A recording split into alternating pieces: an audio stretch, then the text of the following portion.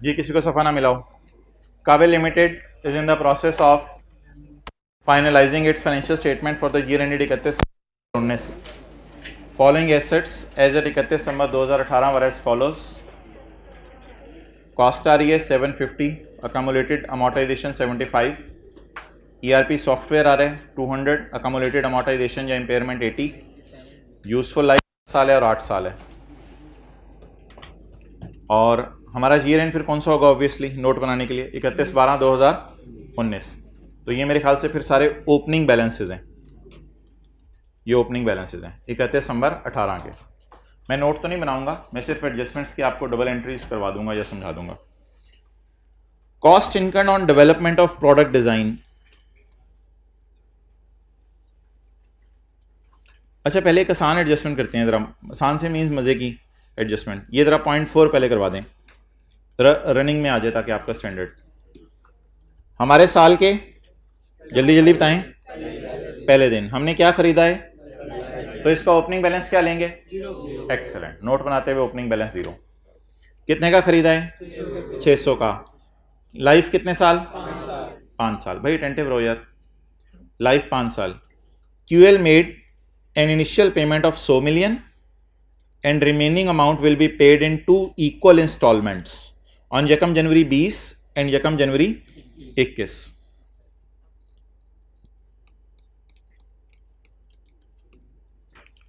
उन्नीस, 20, 21, 22, 23। लाइफ कितने साल है, 5 साल।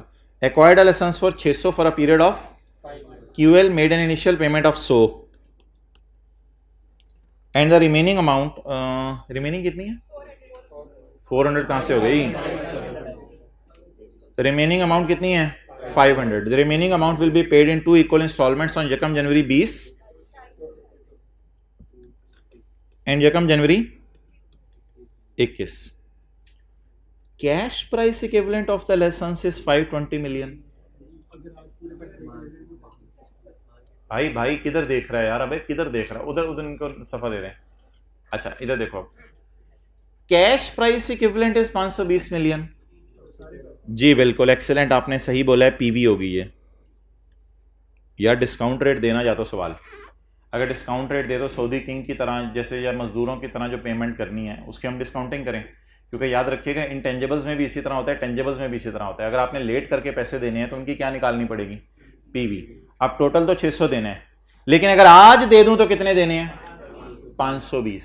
अब आप मुझे बता दें मेरी जो एंट्री होगी पहली वो किससे होगी, एसेट डेबिट 520, कैश क्रेडिट, और यार 100 रुपया ना यार, क्या कर रहे हैं, यकम जनवरी 19 कैश क्रेडिट 100 रुपया, और पेएबल बैलेंसिंग कितना 420। और इस 420 को ग्रो कराते कराते, बोंगी नहीं मारनी, बोंगी नहीं मारनी, बोंगी नहीं मारनी, 420 को सिर्फ ग्रो कराना है। 420 को ग्रो कराते कराते किस पे ले जाने, 500 पे। 420 को ग्रो कराते कराते किस पे ले जाने, कितने दे दिए, कितने दे देंगे, 420 देने हैं या 500 देने हैं, 420 देने हैं या 500 देने हैं। प्रेजेंट वैल्यू की मद में, प्रेजेंट वैल्यू की मद में, फ्यूचर वैल्यू की मद में 500। तो बकाया जो होगा वो एंट्रीज तो मैं कर नहीं सकता, क्योंकि अगली एंट्री 31/12/19 को होगी इंटरेस्ट डेबिट और पेएबल क्रेडिट, फिर अगली एंट्री होगी इंटरेस्ट डेबिट पेएबल क्रेडिट। वो एंट्रीज में इसलिए नहीं कर सकता कि इंटरेस्ट रेट अवेलेबल नहीं है, और वो एंट्री अगर मैं कर भी दूं तो मेरे पास डेटा भी अवेलेबल नहीं है, और वो एंट्री नोट के मुंह पे जानी भी नहीं। Interest debit payable credit note के मुंह पे जाता है या एसेट नोट के मुंह पे जाता है। तो इस सारे डेटे से वो सिर्फ टेस्ट ये करना चाह रहा था कि आप कॉस्ट 600 पकड़ते हैं या 520, वह नोट के मुंह पे कितनी कॉस्ट डालनी है, 520। बाकी डिस्कशन मेरी समझ आई है, चलें नोट कर लें।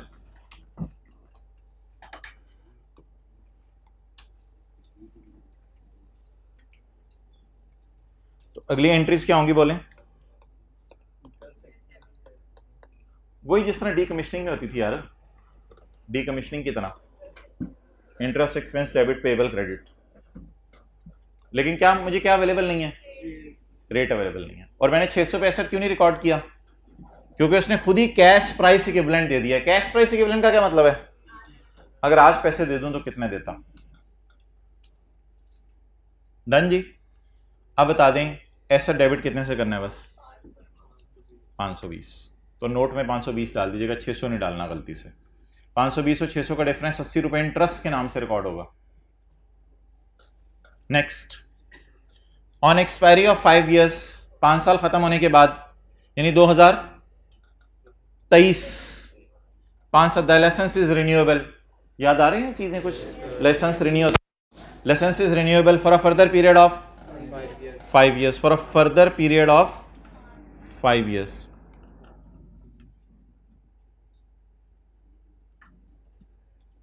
लाइसेंस फर्दर रिन्यू हो सकता है 5 साल के लिए। अब वही वाला कॉन्सेप्ट है या कोई नया कॉन्सेप्ट आने लगे? नया कॉन्सेप्ट आने लगे। 2024, 25, 26, 27, 28 और हो गए पूरे? 1 2 3 4 5, ठीक है। The licence can be further renewed for 5 years for a ना होने वाली कॉस्ट, फॉर अ ना होने वाली कॉस्ट। अब आप मुझे बता दें, मैं लीगल लाइफ 5 लूं या 5 जमा रिन्यूअल? 5 क्यों? रिन्यूअल सस्ती है, रिन्यूअल सस्ती है। 5 या 5 जमा 5? 5 जमा 5। और अगर रिन्यूअल महंगी होती? 5। और अगर रिन्यूअल सस्ती है तो अगर सस्ती चीज है तो मैं रिन्यू कराना पसंद करूंगा। अब थोड़ा थोड़ा याद आ रहा है। तो what is legal life? 10 years। यार वैसे मैनेजमेंट कहती है कि मैं इसको ना लाइसेंस को इंशाल्लाह बेच दूंगी 8 साल तक। मैं इसको 8 साल इस्तेमाल करूंगी और फिर इसको बेच दूंगी जी।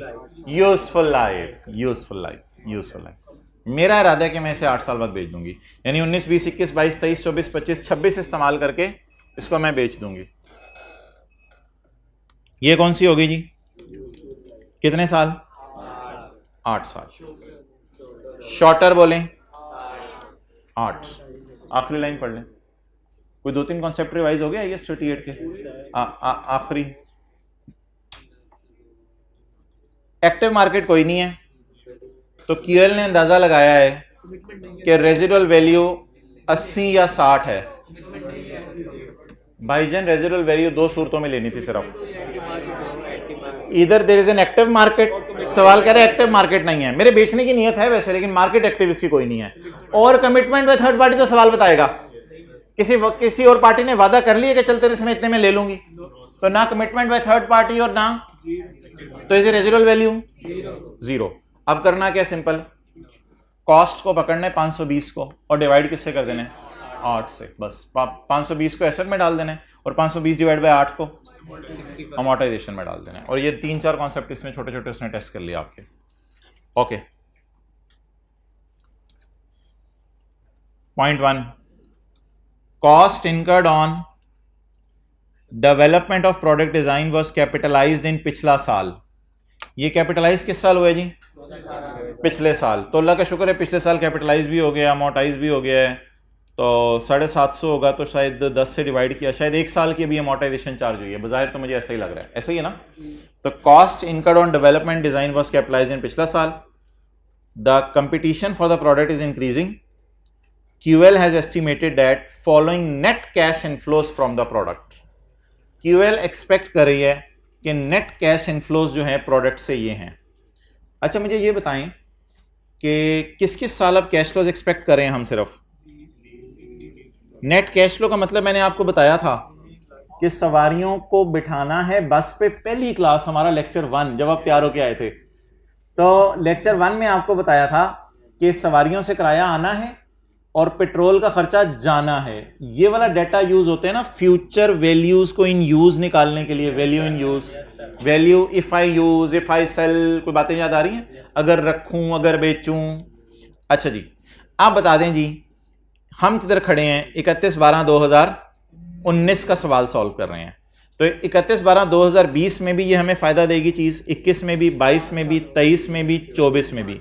लेकिन 25 और उससे ऑनवर्ड ये चीज फायदा देना खत्म कर देगी। क्लियर होगी ये बात? सबसे पहले आप मुझे बता दें रेट कौन सा यूज करते हैं, प्री टैक्स या पोस्ट टैक्स? कितना को याद आ रहा है, ये मैंने बताया हुआ है। मैंने कहा था प्री और पोस्ट के चक्कर में आपने नहीं पढ़ना, बस एक लफ्ज याद करने, प्री टैक्स रेट यूज करते हैं, पोस्ट टैक्स रेट यूज नहीं करते, क्योंकि टैक्स अलग से P&L के मुंह पे कैलकुलेट हो जाता है, इसलिए आप प्री टैक्स रेट यूज करते हैं। ये सीए फाइनल की डिस्कशन है। प्री और पोस्ट में से कौन सा रेट यूज करना है? तो डिस्काउंट रेट 10% वाला काट दें। डिस्काउंट रेट कौन सा यूज करना है? 12%। चलें जी, पीवीज निकालें। 31, 12, 19 की पहली क्लास में निकलवाई थी। 31, 12, 19 पीवी 190, 2020 है ना, 2020, तो 2020 का एंड ही लेंगे ना, तो इसे एक साल पीछे बुला लें। 190 into 1.12 raise to power plus into 1.12 raise to power minus 2 plus into raise to power minus 3 plus 100 into 1.12 raise to power minus 4 plus 80 into 1.12 raise to power minus 514। What is this 514? Value in use, value in use. अच्छा मोहतरम, value in use को किससे compare करना है? Fair value less, वो सवाल में दी नहीं हुई, तो मजबूरन फिर मैं बुक वैल्यू से कंपेयर कर लूं, डन। अब किसी को याद हो, हम लिखा करते थे बुक वैल्यू एज ऑन 31, 12, 19, और क्या लिखते थे? रिकवरेबल अमाउंट 31, 12, 19 क्या क्या क्या क्या क्या क्या higher of value in use, fair value minus cost to value in use और fair value minus cost to sale. Not available, value in use 514। अब मुझे क्या चाहिए जी? दोनों में से हायर कितना? ये नहीं कहना दूसरा नहीं है तो हायर मैं नहीं उठा रहा। अब मुझे क्या चाहिए? बीवी किस दिन की? 31, 12, 19। तो मुझे 31, 12, 19 की बुक वैल्यू चाहिए। यार ये ना थोड़ा सा ज़रा अफसोस के साथ मुझे ऐलान करना पड़ेगा कि ये जब इम्पेयरमेंट टेस्ट परफॉर्म हो रहे हैं ना, तो आप क्या चाहे साल के एंड पे इम्पेयरमेंट टेस्ट परफॉर्म हुआ है, ये साल अभी आपके हाथ में है, तो अब आप ऐसा कर लें, इस साल की जो डिप्रिसिएशन निकालनी है ना, वो भी चेंज इन एस्टीमेट की तरह लाइफ रिवाइज करके निकाल लें। एक तरीका ये हो सकता था कि आप कहीं 31, 12, 19 को खड़े होके मैं एसेट को इम्पेयर कर रहा हूँ, तो मैं 31, 12, 19 की बीवी निकाल लेता हूँ। नहीं भाई, 31, 12, 19 की बीवी आपको निकालने की ज़रूरत नहीं है, यहाँ लाइफ भी बदल रही है। अगर लाइफ ना बदल रही होती फिर कोई मसला नहीं था। यहाँ लाइफ चेंज हो रही है। सर कैसे चेंज हो रही है? आपको कैसे पता चल रहा है चेंज हो रही है? मोहतरम पिछले साल 2018 में हमने ये एसेट कैपिटलाइज किया था, तो इसकी लाइफ कितने साल थी? 10 साल, यानी 18, 19, 20, 18, 19, 20, 21, 22, 23, 24, 25, 26, 27, तो 2027 तक यूज होना था, लेकिन अब ये कब तक यूज होना है? सिर्फ 2024 तक। अब पिछला साल तो यूज हो चुका, उसकी टेंशन ना लें। 2018 का साल, हमारा साल डाल के बताएं कितना यूज होने हैं? 19, 20, 21, 22, 23, 24, कितने साल? 6 साल यूज होने हैं। बेहतर है कि आप ये जो 1 जनवरी 19 की बीवी है, इसको आप 6 सालों पे डेप्रिशिएट कर दें। इसको आप 6 सालों पे डेप्रिशिएट कर दें 1 जनवरी 19 पे खड़े होके आप इसको चीज, क्योंकि हमारे साल ही पता चल गया एसेट इंपेयर हो गया है, तो इसलिए हमारे साल ही पता चल गया लाइफ रिमेनिंग क्या हो गई है? कम हो गई है। तो बेहतर है हमारे साल की डेप्रिसिएशन भी, रिमेनिंग लाइफ की बेस पे निकालें। आप बोलें 1 जनवरी 19 को अगर मैं खड़ा होता तो लाइफ कितनी थी? जरा सोच के बताएं। 19, 20, 21, 22, 23, 24, कितने साल? 6 साल। 1 जनवरी 19 की बीवी बताएं, 750 माइनस 75 600। कोई यार कोई बच्चा ना करता ऐसा तो उसका एक आधा नंबर कट जाना था। कोई FR1 की बातें बीच में आ जाए तो परेशान ना हुआ करें, छोड़े पड़े, कोई मसला नहीं। अच्छा पहले मुझे बीवी बताएं, 1 जनवरी 19 की 600 माइनस डेप्रिसिएशन, डेप्रिसिएशन में छोटी सी लाल में निकालने लगा हूं, 675 डिवाइडेड बाय 6 113 562। आप बता दें हमारा एसेट इंपेयर हुआ है या नहीं हुआ? इंपेयरमेंट लॉस कितना? 48। अच्छा जी, अब मुझे बता दें नोट में क्या क्या जाना है। अमोर्टाइजेशन कितनी जानी है? 113। और नोट के अंदर इंपेयरमेंट लॉस। और यार मैं अगेन कह रहा हूं, कोई बच्चा अगर गलती से ये वाली लाइफ रिमेनिंग ना भी निकालता और बाकी कैलकुलेशन इस तरह कर देता तो कोई मसला नहीं, एक आधा नंबर कट जाना था। असल में मैंने पीवी निकाल लिया, बुक वैल्यू से कंपेयर कर लिया, नोट के फेस पे जाके फिगरें शो कर दी।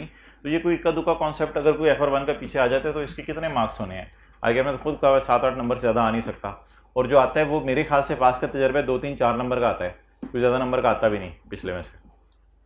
डन हो गया जी, मेन कॉन्सेप्ट तो समझ आ गया ना कि आपने बुक वैल्यू को रिकवरेबल अमाउंट से। अब मुझे बता दें फेस पे क्या जाना है सवाल के? 113 जाने अमोर्टाइजेशन में, 48 जाने इंपेयरमेंट लॉस, और एसेट की कॉस्ट पे तो अल्लाह का शुक्र है कोई फर्क नहीं पड़ेगा। एसेट की कॉस्ट ओपनिंग 750 होगी, वही क्लोजिंग 750 होगी। ये एडजस्टमेंट भी होगी। आखिरी पढ़ लें, borrowing cost, point number 3। Point number 3, ये तस्वीर खींच लो बस। सब मैं तस्वीरें बाद में खींचने दूंगा, वीडियो की तरफ मैं बंद करवा लूँ। पॉइंट नंबर 3 बस पढ़ें और खत्म। ऑन 1 जनवरी 2019 साल के पहले दिन QL entered into an agreement to replace existing ERP software. Oh man, where is existing ERP software? ये पढ़ा हुआ है। डन। QL entered, अच्छा वैसे आप ये देख के बता सकते हैं ये एसेट कितने साल यूज हो चुका हुआ है? 31/12/18 पे। इस तरह कभी आपने से पूछे मैंने ये एसेट कितने साल यूज हो चुका हुआ है? 200/8। एक्सेलेंट एक्सेलेंट, 200/8 करो यार, सारे करो, कैलकुलेटर पकड़ो ना यार, हद होगी आपने कैलकुलेटर नहीं पकड़ा हुआ, ग्रीन शर्ट। 200/8 25 रुपए, तो 25 रुपए एक साल की डेप्रिसिएशन है, तो 80 डिवाइड बाय 25 3.2। अजीब सी कोई साल निकले हैं, पता नहीं, मिड ऑफ ईयर में किसी में खरीदा होगा। ठीक है, तो इस साइड पे जाने की कोई जरूरत नहीं, छोड़ें। वैसे ही आपसे एक पुरानी चीज पूछ रहा था। आज 1 जनवरी 2019 QL entered into an agreement to replace the existing ERP software with a new software at a cost of 3, नए की कॉस्ट बताएं, 360। According to the agreement 40% payment was made on 1 January 19। Date लिख लिया करें साथ ही, ऑन 1 जनवरी 19। 40% पेमेंट 1 जनवरी 19 को हो जाएगी। हाँ, on signing off contract entered into an agreement 1 January 19 को हो जाएगी। वाइल द रिमेनिंग कितनी है यार? 40% कितनी है? 40% कितनी है? 11, और रिमेनिंग कितनी है? 216। तो 114 इंशाल्लाह पे हो जानी है 1 जनवरी 19 को, और बकाया हमारे साल अल्लाह का शुक्र है पे हो जानी है कब? 31 में 144 द एंटायर। अच्छा अब ये इतने ज्यादा गैप नहीं है कि इनकी डिस्काउंटिंग्स करें फिगर की। अब डिस्काउंटिंग्स की जरूरत नहीं है, ये 2-4-6 महीने के अंदर पेमेंट हो जाए तो ठीक है। अगर साल बाद पेमेंट्स होनी हो तो फिर डिस्काउंटिंग होती है, तो इधर डिस्काउंटिंग की जरूरत नहीं है, इसलिए इसका कोई फेयर वैल्यू टाइप चीज नहीं दी होगी। The entire cost of project was finance through a running finance. Running finance facility क्या होती थी? जनरल बोरिंग या specific? General borrowing from a running finance facility from होनेहार bank at a markup of 15% per annum. तो ये general rate हो जाएगा borrowing का। The software became operational on 1 November. Software operational हो गया 1 नवंबर को। यार ये सॉफ्टवेयर जो है ना, इंस्टॉल होते होते ऑपरेशनल होते होते काफ़ी टाइम लगा देते हैं, और पूरी टीम्स आती हैं और आके बैठी रहती हैं, सॉफ्टवेयर को इंस्टॉल करती रहती हैं, इसलिए ये क्वालिफाइंग एसेट बन जाते हैं। किस दिन से माहिदे के तहत काम शुरू हो चुका है? 1 जनवरी को। ERP सॉफ्टवेयर इंस्टॉल करना और ऑपरेशनल करना एक बहुत बड़ा काम होता है, तो 1 जनवरी को शुरू होकर 10 महीने बाद ये काम खत्म हुआ है। QL एक्सपेक्ट्स इसकी लाइफ कितनी है? अगली बात को पुराने सॉफ्टवेयर की बता रहे, इसकी छोड़ें। तो नए सॉफ्टवेयर की लाइफ कितनी है? 9 साल। मेरा पहला सवाल, अगर 1 जनवरी को प्रोजेक्ट शुरू हुआ और चला 1 नवंबर तक, तो is it a substantial period of time? IAS 23 की बातें पूछ रहा हूँ सारी. Is it a substantial period of time? If it is a substantial period of time, then it will be called as qualifying asset. पे अगर specific loan लिया होता तो लोन पे रेट लगता. मैंने पढ़ाया हुआ IAS 23, जब मैं पढ़ाता था IAS 23 होता था. इसी को मोंगी नहीं मारने की, आपको नहीं पता होगा. जब स्पेसिफिक लोन लेते थे तो लोन पे रेट लगता था, और जब स्पेसिफिक लोन नहीं होता था, जनरल लोन होता था, तो पेमेंट पे रेट लगता था. सर उमर से पूछ के आया हूं कि आप बताएं, आप बच्चों को क्या फिक्रा बोलते हैं? सर ने फिक्रा बोला कि पेमेंट डेट से सीजेशन डेट तक का रेट लगता है. यही फिक्रा को टीचर्स बोलते थे. तो पेमेंट को पकड़ेंगे और पेमेंट डेट से सीजेशन डेट तक का रेट लगाएंगे और उस बोरिंग कॉस्ट को कैपिटलाइज करेंगे. लेकिन अगर जनरल बोरिंग ना होती, स्पेसिफिक होती, तो पेमेंट को ना पकड़ते, लोन को पकड़ते. लोन को पकड़ते और लोन को पकड़ के उस पर रेट लगाते. अब आप मुझे बता दें, पहली पेमेंट कितने की है? 144. इसकी पेमेंट डेट ढूंढें.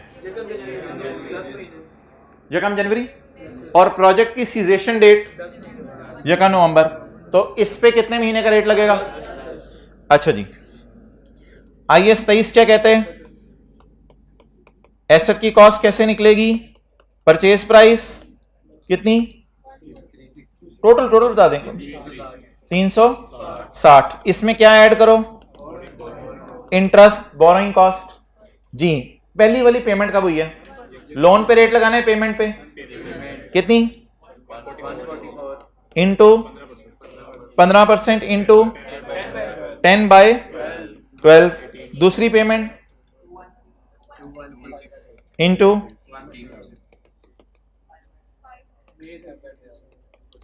मई से हुआ है ना? मई, जून, जुलाई, अगस्त. मई से नहीं हुआ, मई के एंड से हुआ, तो मई ना गिनो फिर. जून, जुलाई, अगस्त, सितंबर, अक्टूबर. जी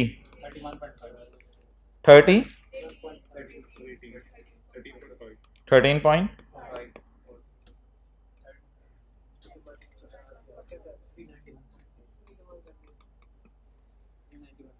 If an asset is a qualifying asset, then interest on this qualifying asset will be added in the cost of asset.